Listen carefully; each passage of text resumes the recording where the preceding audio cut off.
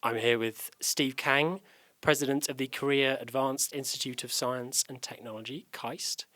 Professor Kang, what are some of the main challenges facing KAIST at the moment?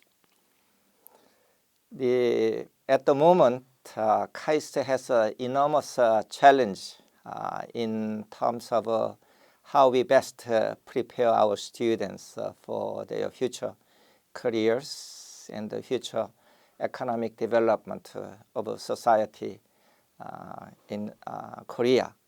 So that is a huge challenge. And is it fair to say that creativity among students is a big issue for universities across East Asia, and trying to create a culture of creativity is one of the challenges? Absolutely. In the fourth industrial revolution era, I think every nation is facing very similar challenge in terms of nurturing creativity and then creating new jobs, new professions. So there is no doubt that creativity is of enormous growing importance, not only in Korea but all over the world. And in your contribution to the session in which you took part, I think you talked about kind of the culture of Confucianism, perhaps, and the fact that this might be one of the things that limits creativity. How are you trying to sort of tackle that cultural issue at KAIST?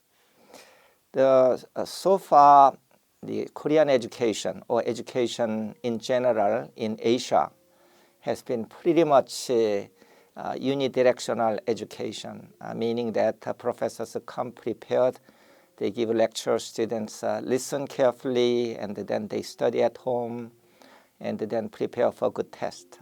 That has been really a typical way of educating students.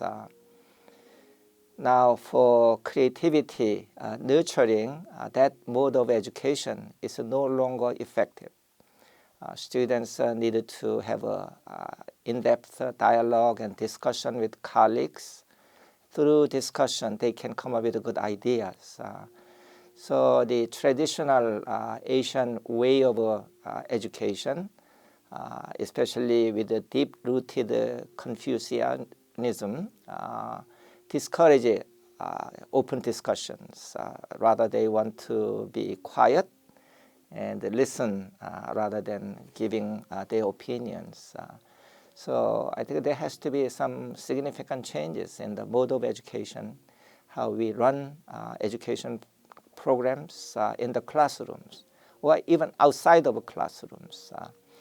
So the creativity hinges on diversity of culture, diversity of opinions, diversity of backgrounds, racial diversity, etc. So we needed to encourage open dialogues and discussions among colleagues and friends, so that they can jointly come up with some good ideas.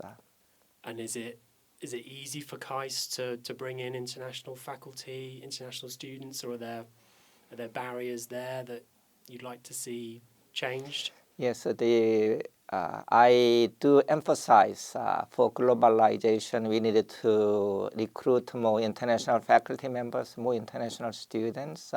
We have had some good success in doing so, but I want to do it more. In order to do so, however, we needed to make sure that the international faculty on campus feel comfortable and feel appreciated on campus. And in turn, they be the best ambassador in recruitment of new international faculty members. And that means not only on campus, off the campus, in their living condition, a lot of issues need to be addressed, especially when they go out, get mingled in the community. Are there many people who can communicate with them freely, for instance, in English? That sort of things. So I am working with the mayor of Daejeon a big city, 1.5 million people, to make sure that the road signs and all the venues are friendly to international visitors, scholars, and faculty members. So it's fair to say that the language barrier barriers. is a big issue. Right. And we've heard a lot about the Caltech model.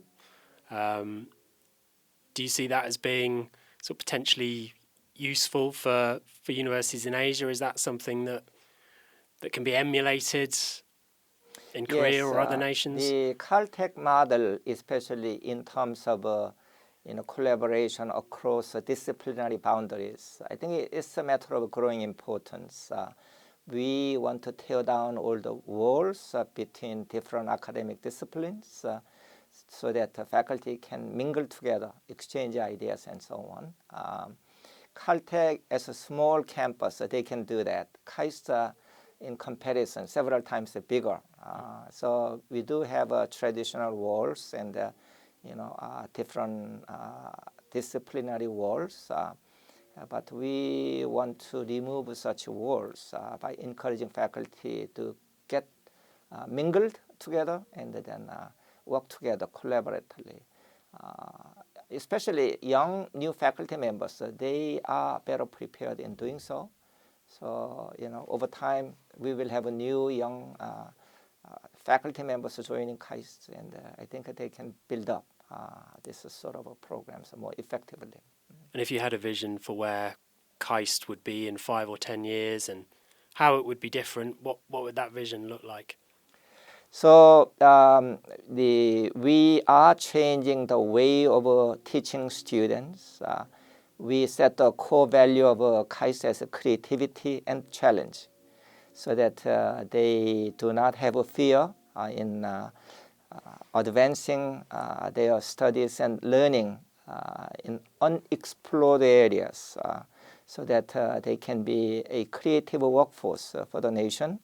And with globalization, they be prepared better to be effective global citizen in science, technology, and the business world.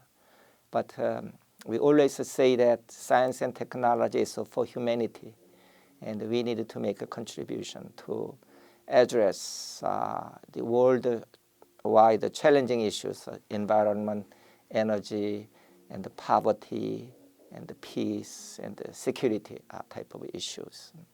And these issues of creativity that you mentioned, they have big economic benefits potentially, because I'm sure Korean industries, Korean companies, they're looking for creativity and innovation, so that could be a big benefit for Korea. Absolutely. Even big corporations, when they look forward into the future, they really have to figure out what will be the new business. And that requires creativity to create new jobs and new ventures. So I think a creative workforce is of enormous importance, not only to big corporations, but to small to medium-sized companies as well.